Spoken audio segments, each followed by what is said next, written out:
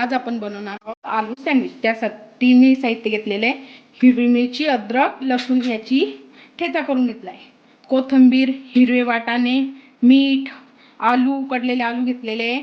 इथं मी धने आणि बडीशोप थोडी जाडसर पूड करून घेतलेली आहे, हळद, जिरे, मोहरी। इथं घेतली मी हिरवी चटणी, चिंचेची आंबट गोड चटणी, तूप आणि ब्रेड।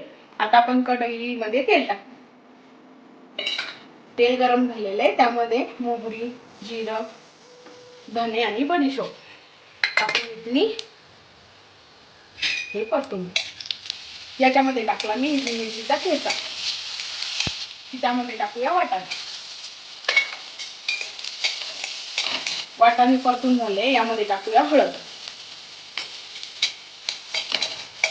त्यामध्ये बटाटे टाकले, आता बटाटे परतून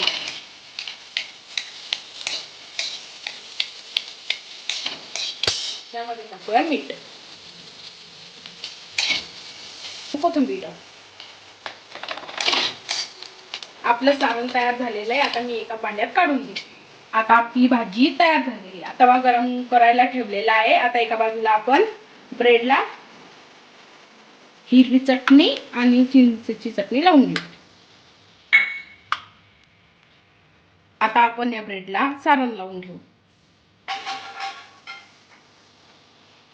आता हे सारण लावून झालेले आहे, आता आपण तव्यावर थोडं तूप टाकू,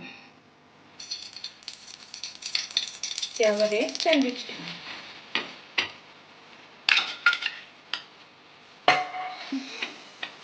या सँडविचला आपण दोन्ही बाजूने खरपूस भाजून घेऊया। अशा प्रकारे आपलं सँडविच तयार आहे।